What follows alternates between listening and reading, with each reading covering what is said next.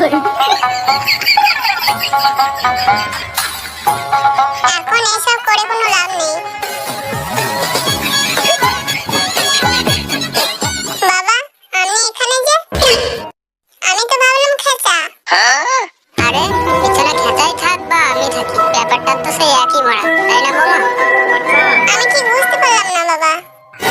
এটার মানে আমি তোমাকে পরে বোঝাবো, আগে এটা বলো তোমার হয়েছেটা কি? আমার ফুলের মতো বৌমা কেমন যেন বড় কেলিয়ে গেছে। তোমার কি কোনো খেঁচাকে নিয়ে সমস্যা আছে? খেঁচা কি তোমাকে সুখ দিতে পারে না? এসব কথা ইনি কি করে জানলেন? এসব কথা আপনি কি করে জানলেন বাবা?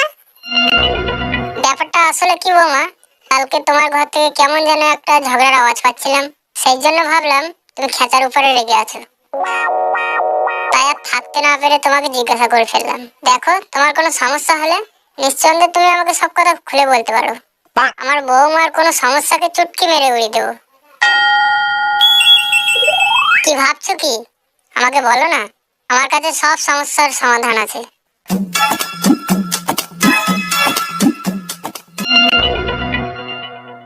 খেঁচা, তুই এখানে? সরি বাবা, দোলন তোমার কথার উত্তর না দিয়ে চলে গেল। এটা কোনো ব্যাপারই না, এই বাড়িতে দোলন প্রথম এসছে, সেই জন্য হয়তো লজ্জা পাচ্ছে।